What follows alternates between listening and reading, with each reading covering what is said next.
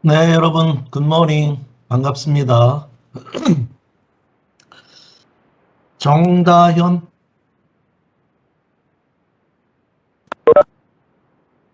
박재호,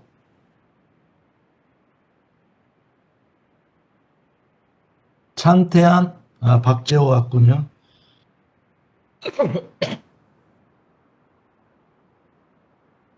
김규찬,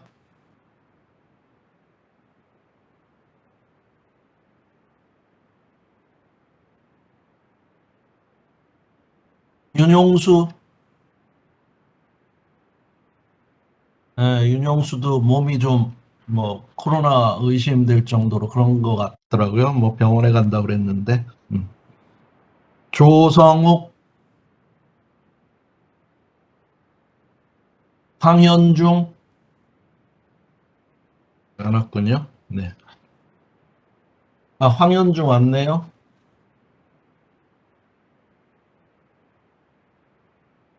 좋습니다. 뭐, 코로나가 지금 이제 숫자가 많이 줄고 있다고 그러죠.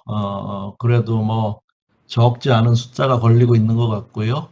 또 여러분들 중에도 가끔 메일이 오는데, 코로나 걸린 듯 하다고 이렇게 오고 있습니다. 그래서 우리 대학에서는 뭐 대면 강의를 해도 좋겠다 이렇게 지침을 내렸었는데, 선생님은 조금 아직도 좀 불안한 감이 있어서 어, 이렇게 비대면 강의를 하고 있습니다. 그래서 여러분들 중간고사 볼 때 다음 주에는 이제 어차피 나오게 되시고요. 한번 그때쯤 판단을 해서 중간고사 이후에 좀 상황이 오늘 또 거리두기나 이런 거에 대한 발표를 한다고 하죠. 상황을 보면서 어, 여러분들 대면 강의를 해볼 수 있도록 그렇게 하겠습니다. 그래서 제가 여러분들 그 혼란이 없게 미리 여러분들 대면 강의를 하게 되면 사이버 캠퍼스나 하여튼 여러분들한테 꼭 알려드릴 테니까요. 어, 그런 지시가 없을 때까지는 일단 이렇게 웹엑스로 여러분들이 강의에 참여를 하시면 되겠습니다. 네, 여러분들 이제 계획을 좀 말씀드리면 이제 사실은 여러분들 중간고사 범위까지는 다 배웠습니다. 지난 시간에 배운 범위까지 3장까지 여러분들 중간고사를 볼 거고요. 여러분들은 그 3장에 대한 그 레포트 아마 다음 주 월요일까지 준비를 하고 계실 거고, 제가 다음 주 월요일 날 문제를 풀어드려서 여러분들이 중간고사에 잘 준비가 될 수 있도록 그렇게 하겠습니다. 네, 오늘은 이제 이제 4장에 대한 부분 좀 공부를 할 거고요. 여러분들 그 중간고사 기간에는 우리가 월요일 날 중간고사 보기로 했잖아요. 금요일은 강의를 하지 않습니다. 여러분들 다른 과목 중간고사도 있고 해서 중간고사에 집중할 수 있도록 그렇게 할 예정입니다. 그래서 여러분들이 그런 일정을 잘 참고해서 중간고사 잘 대비를 하시기 바랍니다. 그리고 제가 중간고사 전쯤에 여러분들 출석에 대한 것을 여러분들 그, 여러분들도 볼 수 있는 나이트에 있던가요? 하여튼 여러분들 전자출결 다 정리를 하겠습니다. 그러면 이제 여러분들 출결 사항을 보실 수가 있는데요. 어, 29일이 휴강이 아니죠. 여러분들 중간고사가 20일부터 26일까지니까요. 22일이 휴강이라는 거죠. 조섭. 중간고사 기간이요. 중간고사 주에 여러분들 첫 번째 강의가 금요일이고 그 다음에 월요일이잖아요. 그래서 월요일 날 여러분들 중간고사를 보고 22일 날은 강의를 하지 않고 여러분들 중간고사 준비를 하면 됩니다. 네. 그래서 출결 사항도 여러분들 체크할 수 있도록 제가 수기로 했던 것들을 올려놓도록 그렇게 하겠습니다. 자, 그러면 이제 우리 4장으로 이렇게 가겠습니다. 화면을 공유하고 제가 4장에 대한 자료는 사이버 캠퍼스에 올려놨으니까요. 여러분들 보실 수가 있을 것으로 생각합니다.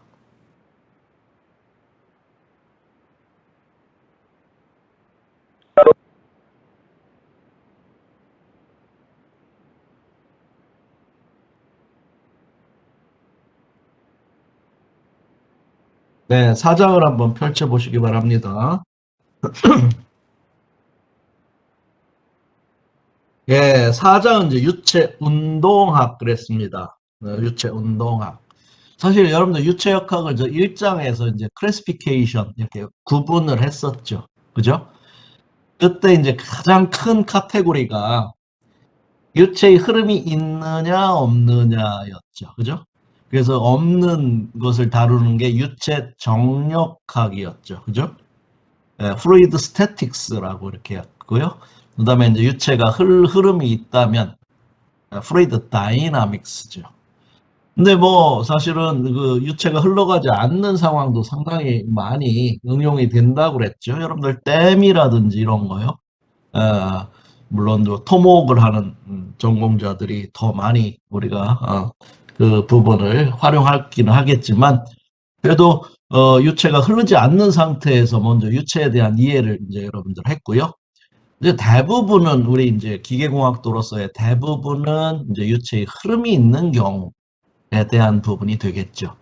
그러니까 이제 유체가 흘러가게 되니까 그것을 기술을 해야 되는데 결국 우리가 이 유체역학을 이렇게 이론적으로 배우면서 구해내려고 하는 건 바로 뭘까요? 예, 유체가 어떤 속도를 갖고 가겠느냐, 또는 어떤 가속도를 갖겠느냐, 압력은 어떻게 되겠느냐. 사실은 이거죠. 그죠? 여러분들 이 유체역학에서 이제 가장 어렵게 응용되는 분야가 기상학이에요. 기상학. 그래서 여러분들 기상청 있잖아요. 그래서 여러분들 그 우리 대기의 상태, 고기압 영역하고 저기압 영역. 그러면 고기압에서 저기압 쪽으로 유체가 흘러가잖아요. 그랬을 때 어떻게 흘러갈 것이냐? 그래서 이제 그 유체의 흐름이 이제 여러분들 바람의 속도가 될 것이고요. 그래서 뭐 저쪽에 비구름이 있는데 속도가 어떻게 되니까 몇 시쯤 되면 뭐 여기 우리 성남 복정동 우리 학교 있는 부분에 뭐 비가 오겠다, 어떻겠다 이 예측을 하는 거잖아요. 결국은 압력 분포, 속도 분포죠. 예. 이것을 우리가 이제 해석하려면 여러분들 이제 불변의 법칙을 적용을 하죠. 뭐예요? 질량 보존의 법칙, 그죠? 운동량 보존의 법칙. 이건 F 이퀄 ma라고 하는 힘에 대한 거. 여러분들 뉴턴의 제2 법칙이 나오는 법칙이죠. 그 다음에 에너지 보존 법칙. 그 외에도 우리가 앞에서 배웠던 이걸 이상기체, 이상유체로 뭐 가정할 수 있겠느냐? 그럼 이상기체일 때 상호관계 뭐 이런 우리가 여태까지 발견했던 불변의 법칙들을 이 유체의 흐름에 대해서 적용을 해서 그걸 연립방정식을 푸는 거예요. 그런데 이제 많은 부분 미분 방정식의 형태로 표현이 됩니다. 그래서 뭐 그것을 이제 어떻게 풀 것이냐. 사실은 여러분들이 그래서 여러분들 보면 지금 2학년이시잖아요. 아직도 여러분들 수학 많이 듣죠. 그죠? 컬큘러스라는 거 기본 수학을 배우고 그다음에 공업 수학이라고 하는 거 해서 제가 알기로 한 네 과목 정도 듣는 걸로 알고 있는데 선생님 때는 한 여섯 과목쯤 들었습니다. 수학만 관련해서.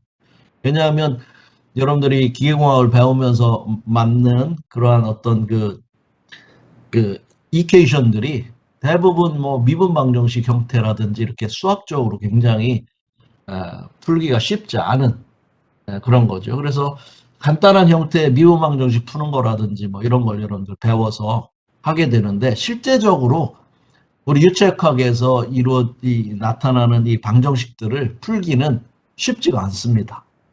손으로 풀 수 있는 경우는 아주 우리가 가정을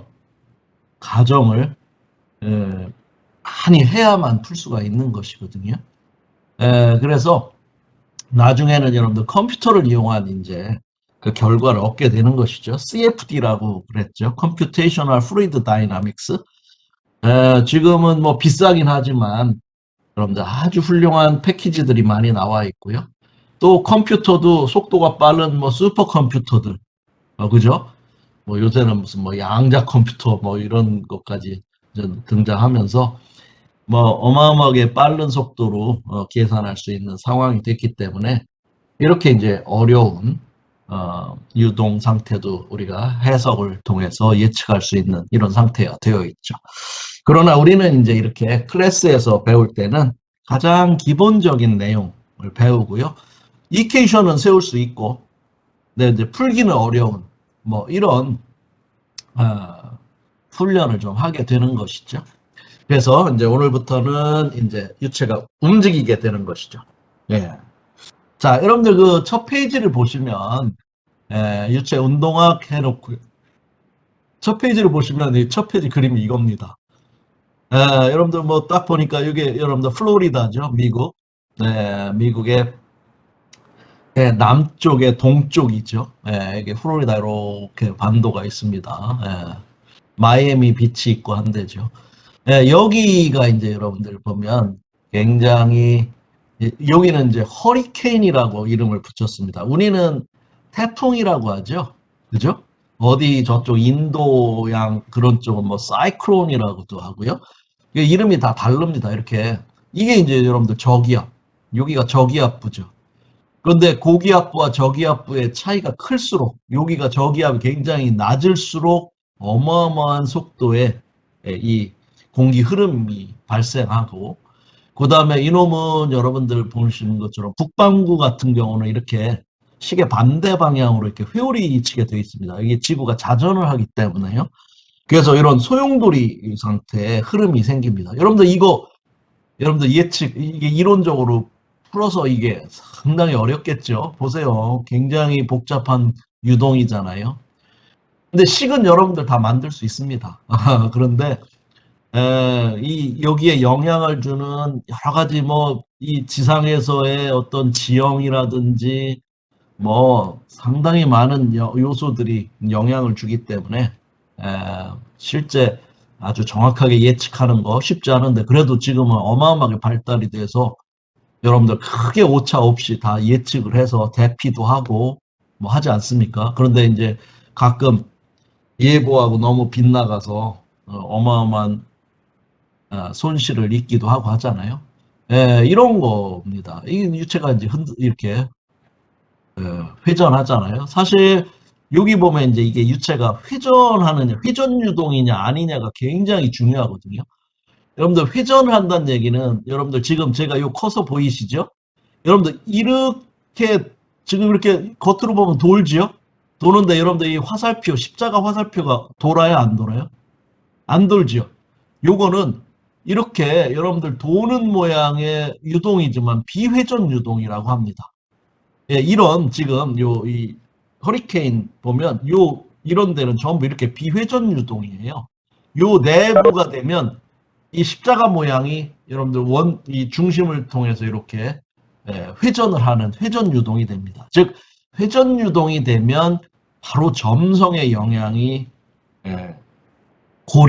점성을 고려를 해야 됩니다.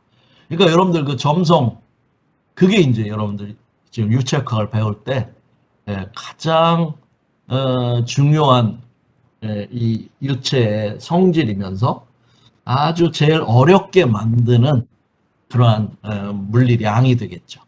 그래서 여러분들 이게 이제 비회전 유동이냐 회전 유동이냐 굉장히 이제 중요하고 회전 유동이 아니다 그러면 우리가 풀기가 굉장히 쉬운 거죠. 왜냐하면 점성의 영향을 우리가 고려를 안 해도 되는 거니까 점성이 영향을 미치지 않으니까요.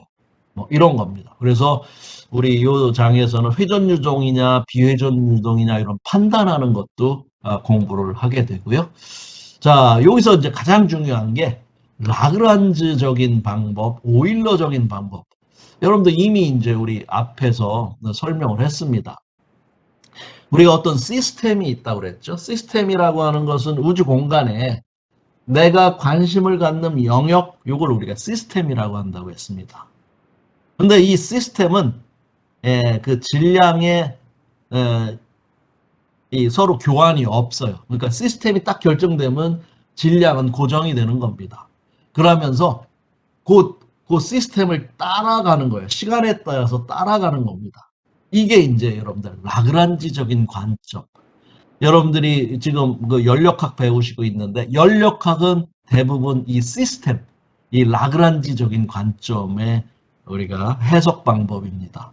그런데 여러분들 그 컨트롤 발륨이라고 하는 제어 최적이라고 하는 거 우리 언급했었잖아요. 얘는 시스템은 시스템이에요. 우리가 이렇게 관심을 갖는 영역을 고정을 해놨는데 이 질량이 변화가 있습니다. 즉 질량이 들어왔다가 나가는, 즉 유체의 흐름과 같은, 그래서 유체역학에서는 이와 같이 라그란지적인 관점으로 모든 걸 기술하려면 너무 복잡하고 어렵고요.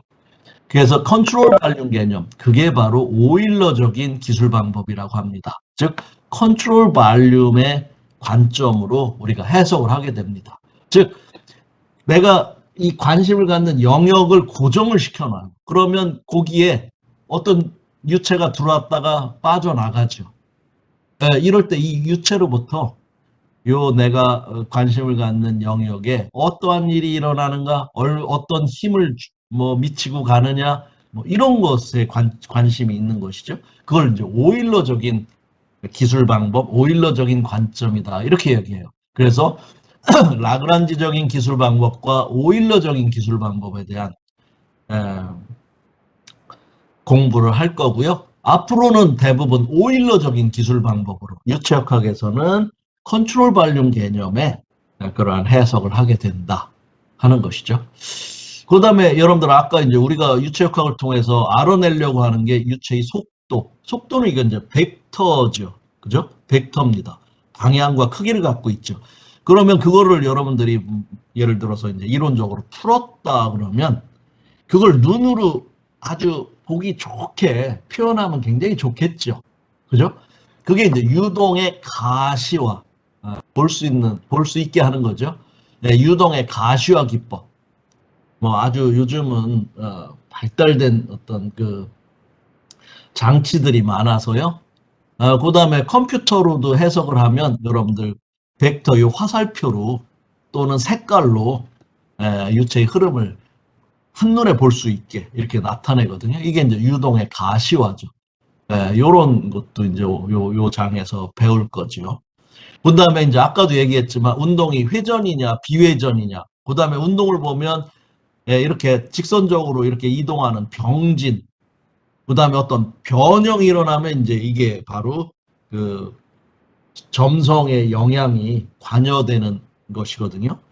그래서 이 유체의 여러 운동 형태에 대한 것을 배우게 될 거고요. 거기에 이제 하나가 회전 유동이냐 비회전 유동이냐. 그게 이제 우리 영어로는 보로텍스 와도라고 하는데요. 요거에 대한 것을 배우고요.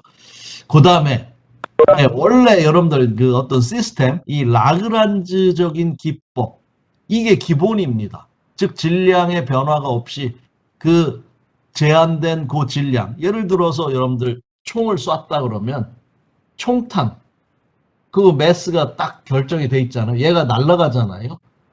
그러니까 여러분들 시간이 지나면 얘가 어떤 속도를 갖고 어떤 가속도를 갖고 얼마나 거리로 가고 있잖아요.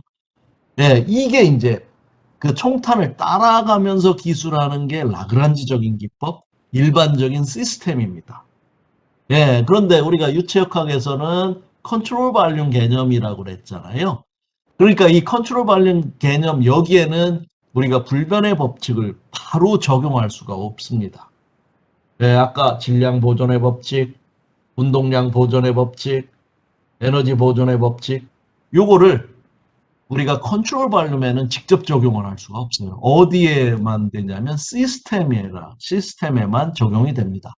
그러니까 이 시스템과 이 컨트롤 발륨 간의 어떤 관계, 연결고리를 알아야만 우리가 불변의 법칙을 이 오일러적인 기술, 컨트롤 발륨의 적용을 해서 표현을 할 수가 있는 것이에요. 그걸 해주는 것이 여러분들 그 앞에서 배웠죠. 레이놀즈 교수. 레이놀즈라고 하는 사람은 레이놀즈 넘버라고 하는 층류와 난류를 구분할 수 있는 무차원수. 이 굉장히 공헌이 많은 교수님이신데 이분이 수송정리라고 하는 이 시스템과 컨트롤 발륨 사이를 이어주는 그 관계식을 유도했습니다. 그래서 이 레이놀스 트랜스포트 시어리엄 수송 정리 레이놀스 트랜스포트 시어리엄 그래서 그 이니셜만 따서 RTT라고 합니다. RTT 요것도 요 4장에서 배우게 되고요. 이걸 배우면 이제는 우리가 유체역학에서 오일러적인 방법으로 모든 이케이션을 기술을 하게 됩니다. 그것도 여기서 배우게 되죠.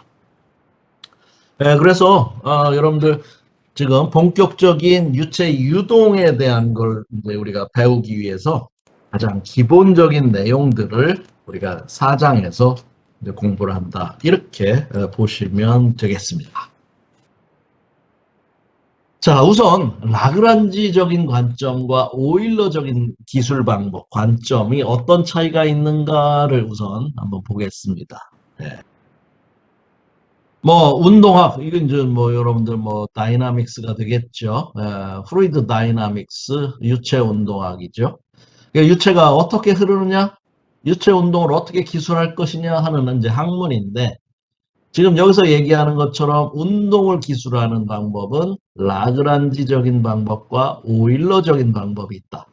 라그란지적인 방법은 시스템 기술 방법이고 오일러적인 기술 방법은 컨트롤 발륨 기술 방법이다. 자, 이런 거예요. 자, 아까 여러분들 제가 총알 얘기했는데 그거보다 여러분들 뭐 남학생 같은 경우 이 당구 요즘은 뭐 여성들 여학생들도 당구 뭐 좋아하는 뭐 당구장 선생님 자주 가지는 않습니다만 우리 대학에도 당구장이 있더라고요. 그죠? 이렇게 보면 뭐 여학생들도 제법 뭐 당구를 치는 걸 볼 수가 있는데요. 이 당구공이요. 자, 여러분들 당구공은 이거 매스가 딱 결정이 돼 있죠. 그 다음에 큐를 이용해서 뭐 치면 얘가 이렇게 여러분들 굴러가잖아요. 그래서 얘 당구공을 따라가는 겁니다. 당구공을 따라가는 관점이 라그란지적인 관점이에요. 즉, 요 A라고 하는 당구공이 여기 이제 여러분들 만약에 여기다 좌표계를 설정해 볼까요? 그러면 처음에 X좌표, Y좌표 얘가 지금 있잖아. 2차원적으로 할 때. 그러면 T라고 하는 시간 지났을 때 어디에 있겠느냐? 1초 후에 얘가 어디에 있겠느냐? XY 좌표를 알 수가 있죠? 그러면 그때 얘의 속도는 어떻게 되느냐? 여러분들 어떤 변이라고 하는 x라고 하는 것을 시간으로 미분하면 속도가 되죠. 여러분들 속도라는 개념이 뭐예요? 단위 시간 동안에 이동한 거리잖아요. 그러니까 이것을 미분 방정식으로 보면 dt분의 뭐 dx 이게 이제 vx가 되죠. x 방향의 속도. 그죠? 그 다음에 속도를 시간에 관해서 미분하면 가속도가 되는 것이잖아요. 이렇게 이 고정된 매스 이것의 위치와 속도와 가속도를 시간에 대해서 이렇게 따라가면서 기술하는 것을 우리는 라그란지적인 방법이다 하는 겁니다. 그러면 이걸로 유체로 와서 생각하면 유체는 입자가 분자가 엄청 많잖아요. 그 분자 하나씩을 따라가야 되는데 그거 의미가 있을까요? 불가능하죠. 분자 수가 몇 개나 될까요, 여러분들? 어마어마하죠. 그러니까 이렇게 유체 분자를 따라다니면서 뭔가를 기술하고 그것을 다시 합치고 이게 여러분들 불가능하고 또 유용하지도 않다는 것이죠. 유체에서는. 그래서 이 라그란지적인 기술 방법은 각각의 물체의 궤적을 따라가는 방법이다. 여기 있는 것처럼 이 방법은 질량이 일정한 각각의 유체 덩어리의 위치와 속도를 추정하는 방법이다. 그런데 사실 별 의미가 없다. 이런 얘기죠. 유체에도 이걸 적용하려면 사실은 좀 그렇다. 그렇죠? 자, 그래서요, 우리가 유체는 이제 컨티넘이라고 하는 연속체라고 하는 기본 가정을 한다고 했습니다. 그죠? 예. 그 유체는 아주 균일하게 동일한 뭐 유체 분자로 탁 전부 다 메워져 있다. 이제 이런 가정. 당연히 그렇게 가정을 해야만 우리가 해석을 할 수가 있겠죠. 예. 그래서 여러분들 지금 라그란지적인 기술 방법과 오일러적인 기술 방법, 음,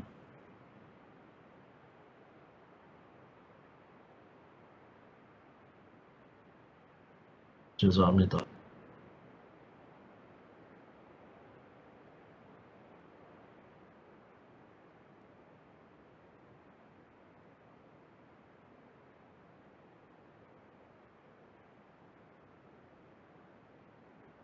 네. 자, 그래서 유체 유동을 기술하는 보다 일반적인 방법은 제가 설명한 것처럼 이 오일러적인 기술 방법이다. 그런 거예요.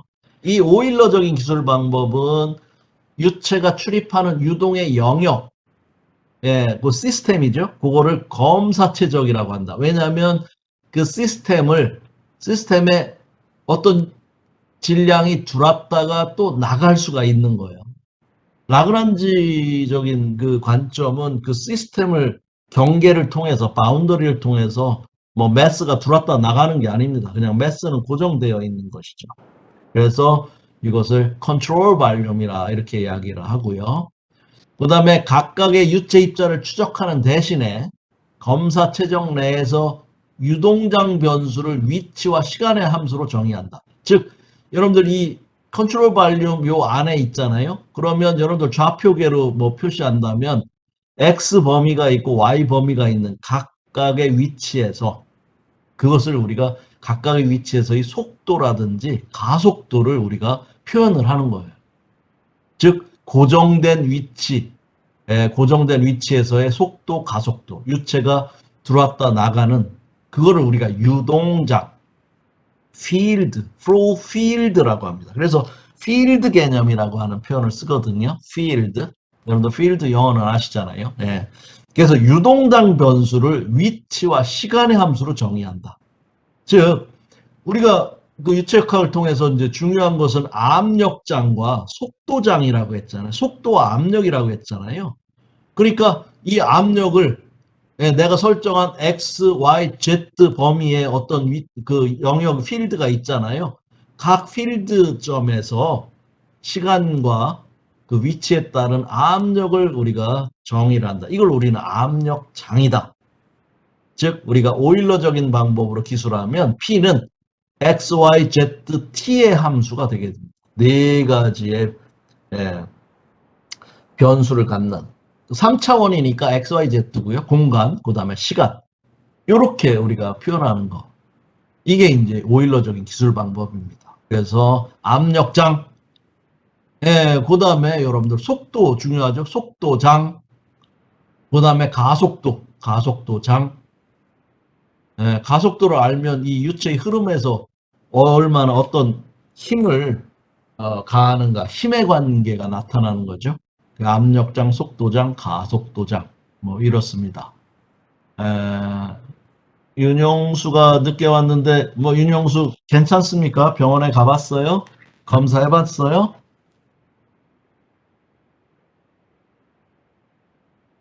윤용수 괜찮아요?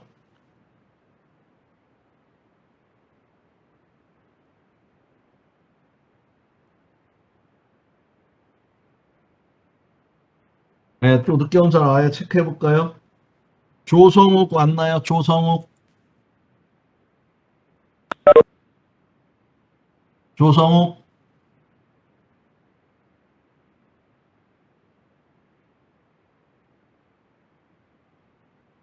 김규찬.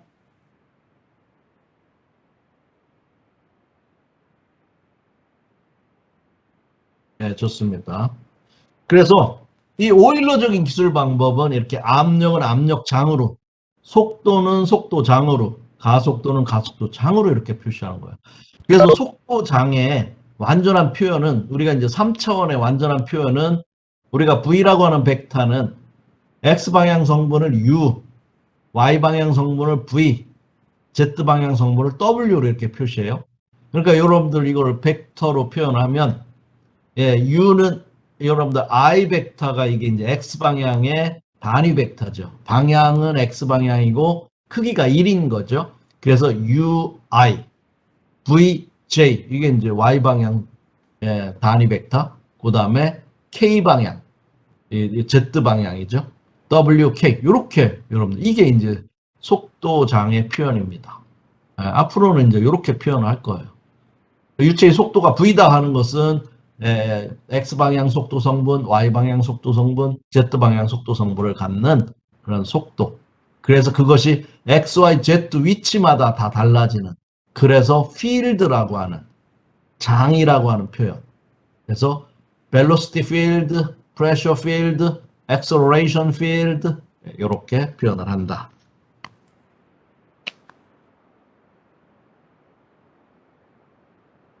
자, 그래서요.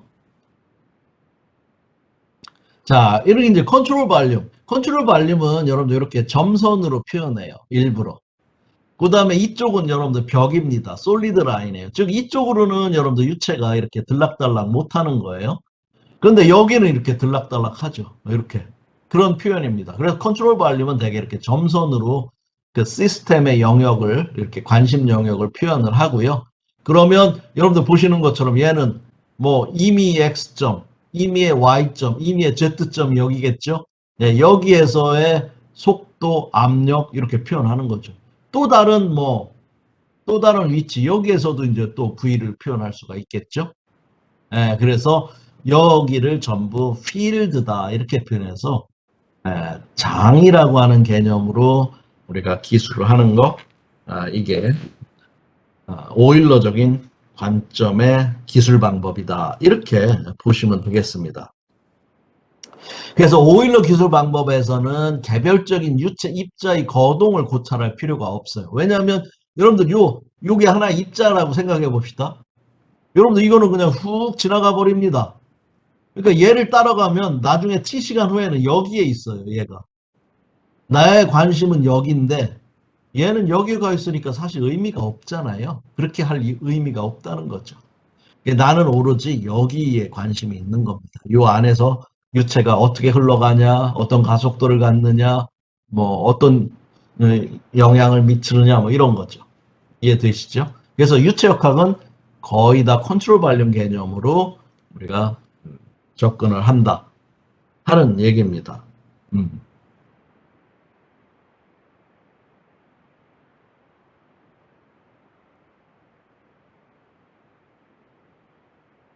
자, 여기는 없는데 여러분들 책에 139페이지에 거기 여러분들 경비행기 이렇게 있죠? 거기 날개 밑에 여러분들 이게 탐침이 있는데요.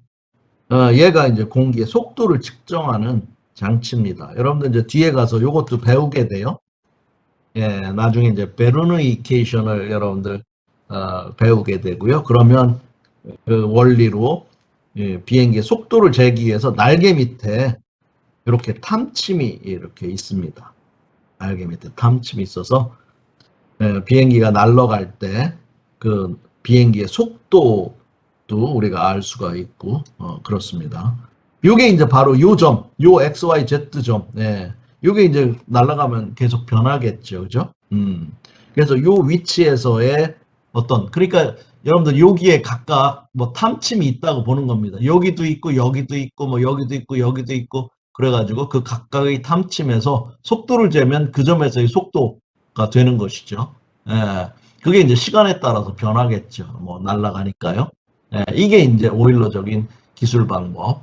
라그란지 기술 방법이 유용한 경우도 있지만 유체역학에서는 일반적으로 오일러적인 기술 방법이 훨씬 편하다. 지금 이렇게 얘기했죠? 그렇습니다. 그래서 유체 실험에서는 오일러 기술 방법이 더 적합한 방법이다. 그래서 필드 개념이라고 하는 거 이건 여러분들 잘 기억하시면 좋겠습니다. 자, 특히나 이제 가속도장에 대한 정의가 굉장히 중요합니다. 가속도장. 그거 전에 여러분들 요 필드 속도장에 대한 걸 좀 더 이해를 하시라고 예제 4의 1이 있네요. 여러분들 예제 4의 1을 한번 읽어보시고 뭐 어렵지 않으니까요. 한번 어떻게 풀지 한번 보시기 바랍니다. 139페이지입니다. 예, 예제 4의 1을 한번 가보세요.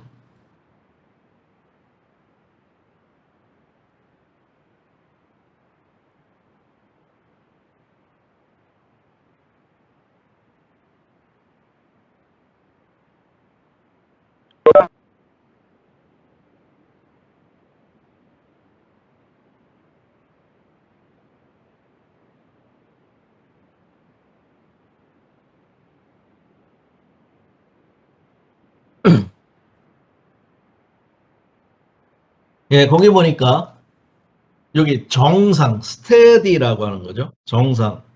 그 다음에 비압축성, incompressible. 여러분들 뭐 우리가 영어 교재로는 사용하지 않습니다만은 이 터미널로지도 영어로 여러분들 좀 같이 알아두면 좋습니다. 2차원 속도장, two dimensional velocity field, 그죠? 예, 그게 이제 이렇게 주어진 겁니다. 여러분들 2차원이라고 하니까 UV만 갖고 있는 것이고요. 스테디라고 했으니까 뭐의 함수가 아니에요? 여러분들 스테디다, 정상류다라고 하는 거 우리 뭐 앞부분에서 배웠죠? 시간에 따른 변화가 없다는 겁니다. 하다는 거는. 그죠? 그러니까 시간의 함수가 아니라고 하는 겁니다. 그러니까 여러분들 보통 이게 t라고 하는 t라고 하는 변수가 있는데 t가 없어졌잖아요. 그러니까 단지 두 개의 미지수를 갖는 거죠. u와 v. 그죠? 예, 그래서 v가 어떻게 정의됐냐면 0.5 플러스 0.8 xi 1.5 마이너스 0.8 yj입니다. 그러니까 u라고 하는 속도, x방향의 속도는 0.5 플러스 0.8 이렇게 되죠. v라고 하는 속도는 1.5 마이너스 0.8 y 이렇게 이제 되는 겁니다. 근데 여기서 이제 뭐예요? 뭐 단위는 미터다 그랬고 속도는 미터 퍼 세크가 되는데 스태그네이션 포인트가 있느냐 물어봤습니다. 여러분들 여기 스태그네이션 포인트라고 돼 있죠. 정체점이라고 합니다. 우리말로는 정체점. 네, 스태그네이션 하면 이게 이제 정지해 있는 거예요. 정체점이 있느냐? 정체점이라는 건 뭐냐? 정지해 있으니까 u 속도도 0이 되고 v 속도도 0이 되는 점이 있느냐 물어보고 있습니다. 너무 쉽죠? 그러니까 u를 0으로 놔봐요. 그럼 x가 마이너스 0.625m. v를 0으로 놔봐요. 그럼 y가 1.8. 그러니까 요 x, y점에서는 속도가 0이라는 거예요. 그러니까 여기 스태그네이션 점이 있는 것이죠. 그죠? 예. 너무 쉬운 문제인데요. 여러분들 이제 그래서 이 속도를 이렇게 표현하는 이 속도장을 한번 그려보자. 얼마의 범위? x가 마이너스 2에서 2까지, y는 0에서 5까지. 이래서요. 여러분들 모든 점에 대해서 하려면 너무 힘드니까 예를 들어서 뭐 0.1 단위로 그러니까 0, 0.1, 0.2, 0.3에서 2m까지 마이너스 0.1, 뭐 0.2, 마이너스 2.0까지 y도 0, 0.1, 0.2에서 5까지 뭐 이런 식으로 여러분들 그 각 값을 갖다 대입하면 u와 v를 구할 수가 있잖아요. 그거 벡터를 합력을 하면 여러분들 어떤 속도 요 범위 안에서 속도를 알 수가 있잖아요. 네, 그거를 여러분들 그래프로 그려보면 여기는 없네요. 여러분들 책에 있습니다. 140페이지 한번 가보실까요? 이게 이제 어찌 보면 유동의 가시화를 한 겁니다. 컴퓨터로 이게 이제 그려지는 것이죠. 그 화살표를 보면 여러분들 유체가 어떻게 흘러가는지 아실 수 있죠. 예, 오른쪽은 위에서 아래로, 아래에서 위로 해서 오른쪽으로 빠져나가고요. 그리고 왼쪽, 즉 x가 마이너스 영역은 위에서 왼쪽으로, 아래에서 왼쪽으로 이렇게 해서 흘러가는 그걸 볼 수가 있잖아요. 그렇죠? 예, 요겁니다. 그래서 우리가 그 단순하게 여기 지금 v라고 하는 속도장을 표현했지만 얘를 그래프로 그리면 요 흐름을 이렇게 볼 수가 있는 것이에요. 요거는 사실 어떤 데 응용이냐면 여러분들 그 밑에 그림 4의 5가 있죠? 이걸 이제 벨마우스라고 하는데요. 유체가 이렇게 아주 수조에서 유체가 이제 어디 뭐 파이프 같은 데로 유출하죠. 그때 여러분들 직각으로 입구를 만들어 놓으면 손실이 엄청 크거든요. 그래서 유선의 모양으로 이렇게 라운드지게 입구를 이쁘게 만들어 놓으면 여러분들 주황색 영역 그게 바로 여러분들 요 식으로 표현되는 우리가 속도를 이렇게 표현할 수 있는 거와 똑같습니다. 그죠? 거기 여러분들 그림 4의 주황색 부분하고 여기 이제 벨마우스라고 하는 그림 4의 5에 실제 어떤 그 뭐 레저보아에서 어떤 수조에서 유체가 빠져나가는 그 영역 똑같잖아요. 그죠? 예, 이렇게 여러분들이 활용이 되는 겁니다. 그래서 여러분들 이런 실제 적용되는 유체 흐름을 정의할 때 이렇게 속도장을 사용한 요 속도라고 이렇게 정의를 하면 바로 그 모양이 된다 하는 것이죠. 이해되시겠죠? 자, 그러면 다시 교재로 한번 와보겠습니다. 자, 이제 가속도장이라고 하는 게 이제 중요하지 않겠습니까? 가속도. 예, 가속도는 뭐 속도의 시간에 대한 미분이 되겠죠. 그래서 유체 유동에 관한 운동 방식, 뉴턴의 제2법칙, F equal ma죠. 사실 여러분들 지금 우리가 역학을 배우는 거에 뭐 다는 F equal ma 그겁니다. 사실. 그런데 뭐 그게 쉽지 않은 이유가 A라고 하는 가속도를 정확하게 우리가 알아내기가 쉽지 않은 것이고요. 이게 가속도가 없다면 정력학이 되는 겁니다. 이게 0이잖아요. 그러니까 힘의 평형. 그게 정력학이 되는 거예요. 그러니까 우리 뭐 역학을 하는 이 공학도는 F equal ma 뉴턴의 제2법칙이 거의 답니다. 예. 그래서 운동방정식은 물질 입자, material particle. 예, 여러분들 입자죠. 요 particle이라고 보통 이제 얘기하면 어떤 여러분들 뭐 부피를 갖고 있지 않은 그런 걸 말하죠. 여러분들 정력학 배울 때 particle이라고 하는 것과 rigid body라고 하는 개념을 가지고 여러분들 해석을 했을 거예요. rigid body는 어떤 부피를 갖고 있죠. mass도 있죠. 그죠? 예. 그런데 이제 파티클은 원래는 뭐 매스를 고려하지 않고요. 얘가 어떻게 운동하느냐? 속도, 가속도만을 우리가 생각하려고 했던 것이죠. 그런데 실제 매스가 있으니까요. 그 가속도를 알면 이 파티클이 내는 어떤 힘을 우리가 알 수가 있는 것이죠. 그죠? 그래서 얘를 이제 머티리얼 물질 입자라고도 하는 유체 입자에 대한 식이 된다. 만약 유동 내부에서 어떤 특정한 유체 입자를 추적하는 경우에는 라그란지적인 기술 방법이 적용이 되는 것이고요. 그 운동 방정식을 직접 사용할 수가 있게 됩니다. 아까 그랬죠? 우리가 뭐 질량 보존의 법칙, 그다음에 운동량 보존의 법칙 이런 것들은 이 라그란지적인 기술 방법, 라그란지적인 시스템에 직접 적용해서 운동 방정식을 만들 수 있다고 했잖아요. 네, 그래서 우리가 이 물질의 위치 벡터는 x, y, z고요. 여러분들 시간에 따라서 얘가 어디로 이제 이동하겠죠. 그죠? 1, 2 이동한 겁니다. 그죠? 그러면 시간이 지나면 x 위치가 바뀔 거고 y 위치도 바뀌고 z 위치도 바뀔 거예요. 그죠? 그러면 여러분 이 가속도라고 하는 건 뭐냐? 아까도 얘기했죠. 속도는 요 위치, 요거의 시간 미분이고요.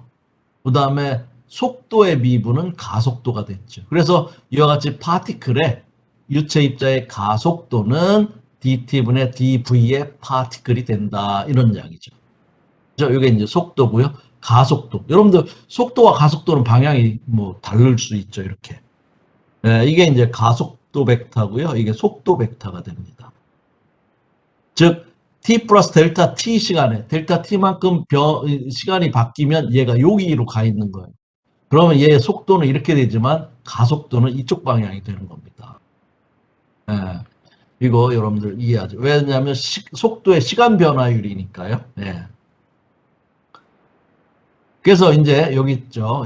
속도는 예, 속도 벡터는 x, y, z의 t의 함수로 되어 있죠. 그죠? 위치와 시간의 함수니까요. 그래서 이 dt분의 dv를 여러분들이 이제 한번 써보는데, 이와 같이 여러분들 여러 개의 그 변수가 있으면 여러분들 편미분이나 마찬가지죠. 체인 룰이라고 해서, 예, dt분의 dv를 이걸 어떻게 표시하냐면 이렇게 라운드 t분의 라운드 v의 dt분의 dt, 이게 이제 라운드 t분의 라운드 v죠. 자, 요거를 다시 x, y, z의 함수니까요. 라운드 x분의 라운드 v의 dt분의 dx. 여러분들 사실 요거 이렇게 없어지면 dt분의 dv죠. 그죠? 그 다음에 y 성분도 있으니까 똑같이 y에 대한 편미분의 y의 시간 변화율, z에 대한 편미분의 z에 대한 시간 변화율을 합한 거와 같다. 자, 이렇게 쓸 수가 있죠. 이건 뭐 여러분들 뭐 체인 룰이다 뭐 이렇게도 수학에서 배웠을 거고요. 네, 이렇게 이제 우리가 할 수 있다면 이렇게 이제 표현할 수 있는데, 그렇다면 이 가속도는 다시 하면 요거 여러분들 dt분의 dv, 예, 우리 이렇게 없앤 거예요, t를. 예, 그 다음에는 뭐예요? 예, 요게 u죠. 요게 u죠. 그죠? dt분의 dx가 이게 x 방향의 속도잖아요. u. 그 다음에 라운드 x분의 라운드 v. 여기는 얘가 v, 라운드 y분의 라운드 v. 여기는 w, 라운드 z분의 라운드 v. 이렇게 표현할 수가 있다는 겁니다. 가속도를. 그죠? 자, 이거를 이제 텐서 노테이션이라고 하는데, 여러분들 텐서 들어보셨을 거예요. 여러분들 뭐 재료역학을 배우시든지 유체역학을 배우시든지 할 때 표기법이에요, 텐서는. 자, 이렇게 이제 여러분들 풀었으면 이건데 복잡하잖아요. 그래서 요거를 여러분들 v del v라고 이렇게 표현하면 바로 이게 요거예요. 3차원에 대한 거. 여기서 del이라고 하는 오퍼레이터라고 하는데, del이라고 하는 연산자를 썼죠. 요 del이라고 하는 게 바로 뭐냐면 요런 겁니다. 라운드 x분의 라운드 i, 즉 x방향 성분은 x로 미분한 기울기를 나타내고요. J는 Y방향 기울기, K는 Z방향 기울기. 여기에 이제 만약에 P라고 하면 여기가 P가 다 들어가는 것이고, 여기처럼 V라고 하면 V가 다 들어가는 것이에요. 그래서 델 오퍼레이터가 이거고요. 그거를 내적을 한 거예요. 여러분들 내적을 하면 같은 방향 성분의 곱의 합이잖아요. 그러니까 여러분들 뭐예요? 요게 라운드 X분의 라운드의 V. 요거. 그죠? 예, 거기에 여러분들 V 벡터가 되니까요. 그 다음에 V 벡터하고 내적을 하니까, 예, 그거에 여러분들 V 벡터의 X방향 성분은 U잖아요. 그러니까 U의 라운드 X분의 라운드 V. 이렇게 되는 것이죠. 그래서 요 표현이 V del V다, 이렇게 여러분들 간략하게 쓸 수가 있어요. 이게 이제 텐서 노테이션, 텐서로 표시하는 방법, 이렇게 돼요. 요거나 같다는 거 여러분들 기억을 하시고요. 델이라고 하는 오퍼레이터 잘 기억하시면 이제 요게 되고요. 그러다 보니까 가속도라고 하는 것은 라운드 t분의 라운드 v, v의 시간 변화율 맞죠? 요거를 우리가 국소 가속도라고 이렇게 표현하고요. 그 다음에 여기는 시간에 대한 건 없어요. 그럼에도 불구하고 가속도가 생겼잖아요. 요거는 우리가 대류 가속도라고 표현합니다. v del v, 요거를 우리가 대류 가속도다. convective acceleration, 예, 또는 advective acceleration. 여러분들 142페이지 교재예요. 그 제일 위에, 예, 두 번째, 세 번째 줄에 나오죠.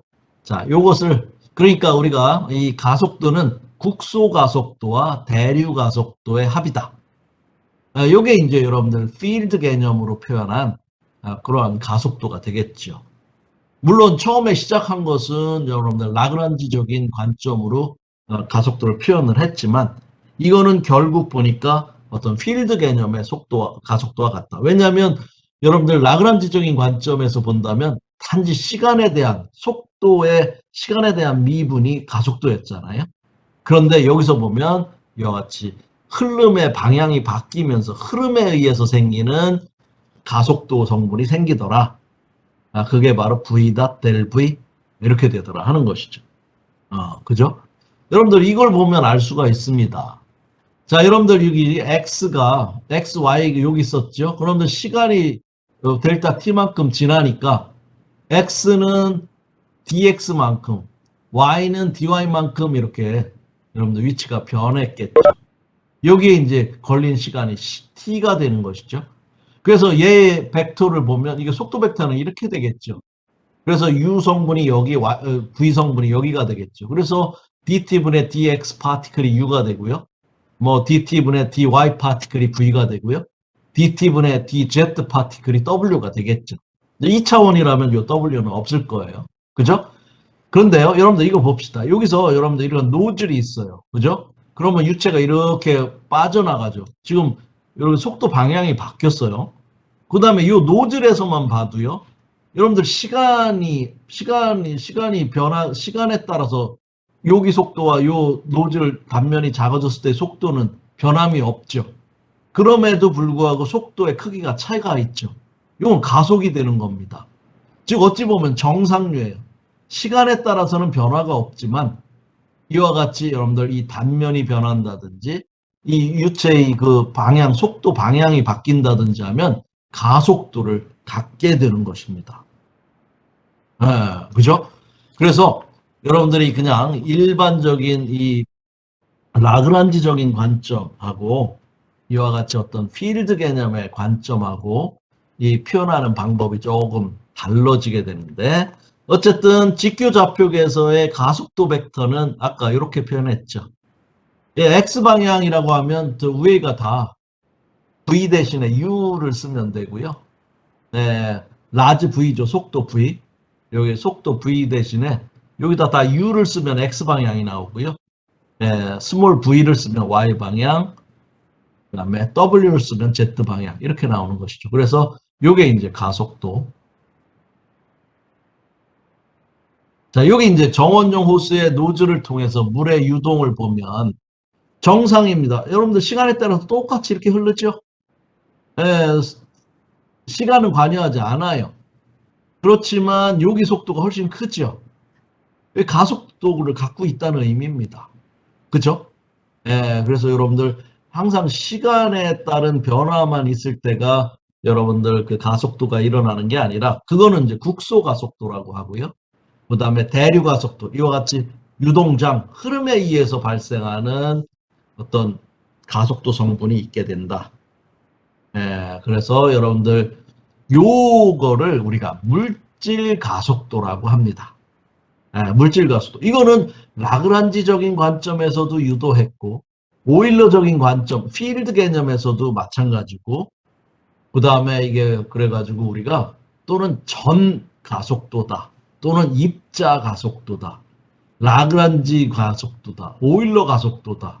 또는 substantial derivative. 이름이 굉장히 많아요. 많은데 얘를 우리가 통틀어서 material derivative, 물질 가속도다. 이렇게 그 표기를 large dt분의 d 이렇게 얘기합니다. 그래서 large dt분의 dv는 이게 이제 가속도가 되는 거예요.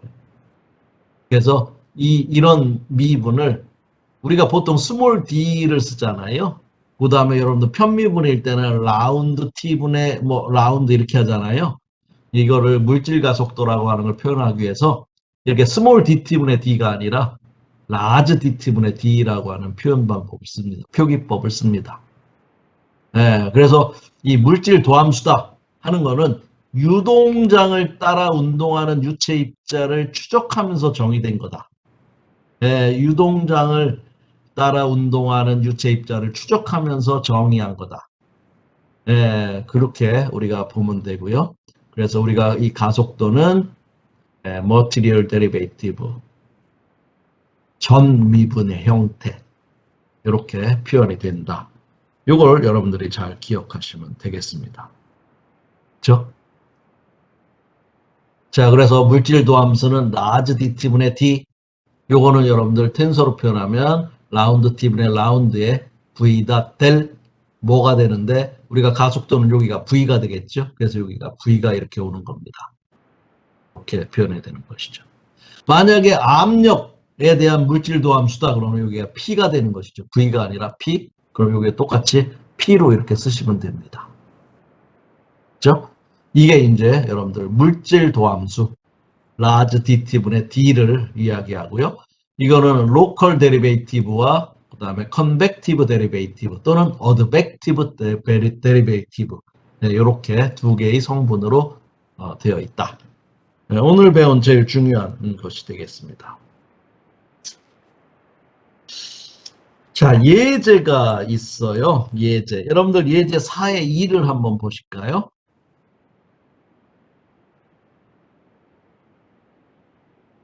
네, 여러분들 4의 2.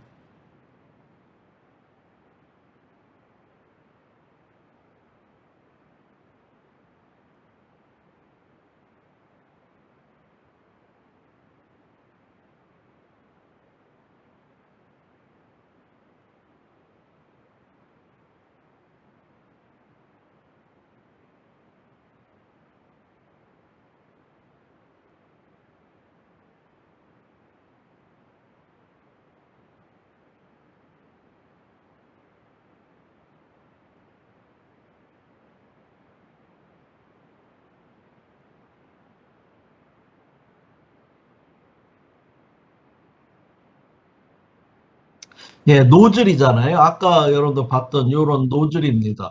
여기가 없나요? 여러분들 책으로 보면 왼편에, 선생님 여기 2번은 지금 요 자료가 없네요.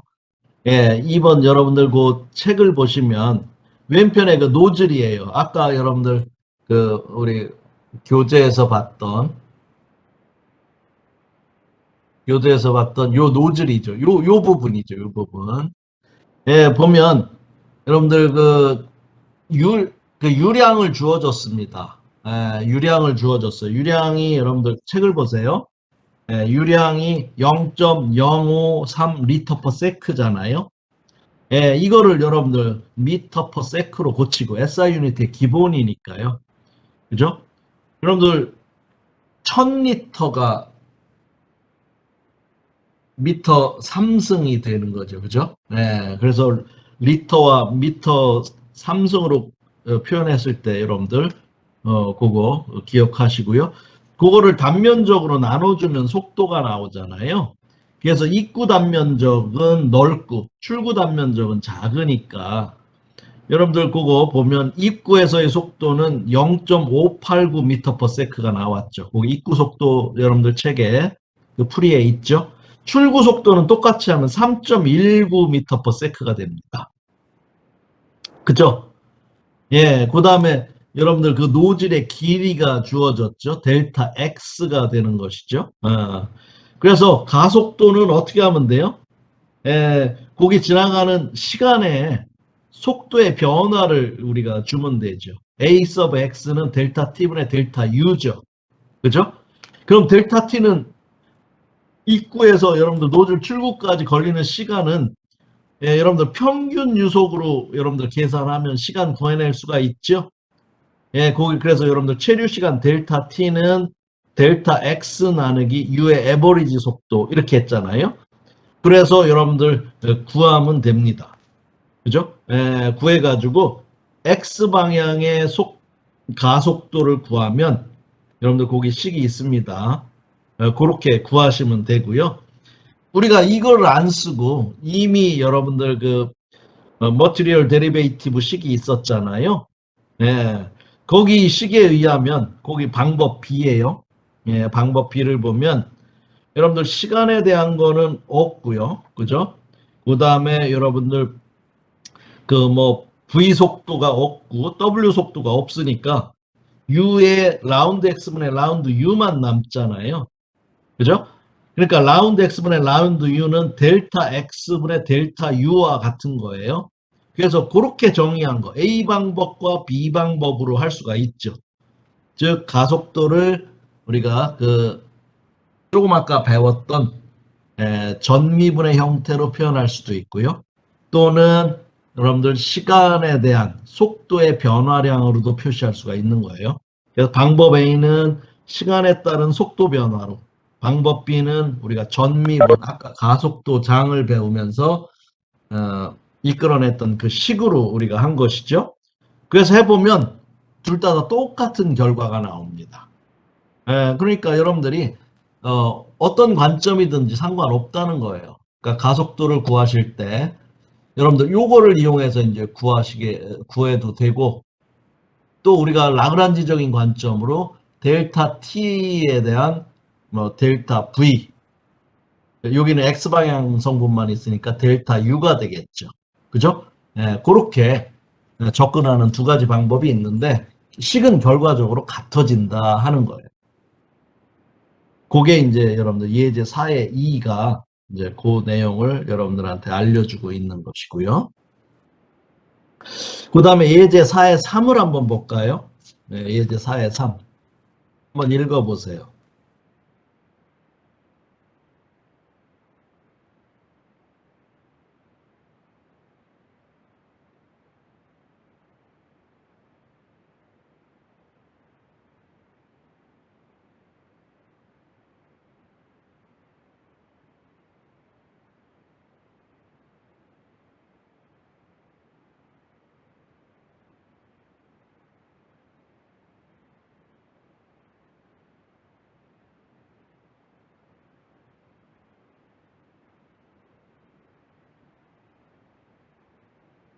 예제 4의 3 읽어보셨어요? 예, 이제 가속도 장에 대한 것이죠. 가속도 장. 그죠? 이것도 여러분들 정상유고 스테디 상태고요. incompressible 상태고요. two dimensional 상태. 그 다음에 x가 2, y가 3인 점에 대한 것이죠. 여기에 가속도로 한번 구해봐라. 그런 겁니다. 아까 속도는 뭘로 주어졌냐면 아까 여기 예제 4의 1에서 주어진 요 속도예요. 요 속도장을 요 속도장에 대한 가속도를 구해봐라 하는 것이죠. 그럼 여러분들 이제 아까 물질 가속도 이렇게 표현했죠. 라운드 t분의 라운드 u x 방향은요. u의 라운드 x분의 라운드 u 플러스 v의 라운드 y분의 라운드 u 플러스 w의 라운드 z분의 라운드 u. 여기서 여러분들 u라고 하는 게 여기 0.5 플러스 0.8x였죠. 아까 예제 4의 1에서요. 그죠? 예. 그 다음에 여러분들 여기 v 요거 있죠. 그죠? 그 다음에 시간에 대한 변화는 없죠. 스테디 상태니까 이건 0이 되겠죠. 그 다음에 여러분들 2차원이니까 이쪽은 다 0이 되겠죠. 그죠? 예. 그래서 여러분들 여기 구해보면 어떻게 돼요? 요렇게 표현이 되죠. 이게 이제 X방향의 가속도가 되는 것이고요. Y방향 가속도도 여러분들 똑같이 그 전미분의 형태, Material Derivative를 사용한 가속도 정의식, 국소 가속도, 그 다음에 대류 가속도 해서 여러분들 구해보면 이렇게 나옵니다. 그래서 이 가속도도 이렇게 표현할 수 있는 거예요. 그래서 이거를 여러분들 똑같이 아까 그 예제 4의 1에서 그렸던 것처럼 여러분들 144페이지에 보면 가속도도 표현이 되어 있죠. 그 화살표가 가속도거든요. 쬐끄만 가속도 빨간색 있는 거. 보면 여러분들 유체의 흐름은 아까도 얘기했지만 오른쪽은 위에서 아래로, 아래에서 위로 해서 오른쪽으로 빠져나가는 속도지만 가속도는 어떻게 돼요? 대각선 방향으로. 그죠? 대각선 45도 위쪽으로 또는 마이너스 45도 아래쪽으로 되는 가속도를 갖게 되는. 예. 여러분들 이렇게 회전하니까 구심 가속도가 생기지 않겠습니까? 그죠?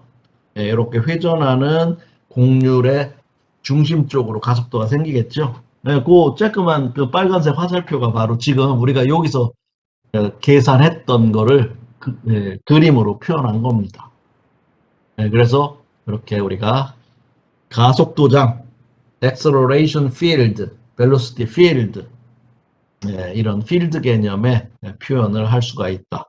사실은 이게 우리가 앞으로 할 뭐 오일러적인 관점의 표현과도 일치한다. 이런 이야기. 그렇죠? 자, 그래서 오늘 배운 것 중에 이제 중요한 게 바로 요겁니다. 요거죠. 예, 가속도장. 예, 이렇게 로컬 데리베이티브, 국소 가속도, 그다음에 컨벡티브 또는 어드벡티브 엑셀러레이션. 예, 요렇게 표현한다고 하는 거. 요거를 풀었으면 이것을 풀었으면 이렇게 X 성분, Y 성분, Z 성분이 된다는 거. 네, 요거 여러분들 잘 이해를 하시면 좋겠습니다. 예, 좋습니다. 그러면 이제 유동의 가시와 뭐 이런 거가 남아 있는데요. 요거는 다음 시간에 하도록 하고요. 여러분들 이제 중간고사 범위는 요거는 아니지만 그래도 여러분들이 복습과 ESF를 해주시기 바라고요. 다음 주 월요일까지는 여러분들 3장 문제 잘 풀어보시고 또 제가 잘 풀어드리고 그렇게 해서 여러분들이 중간고사를 잘 볼 수 있도록 그렇게 하겠습니다.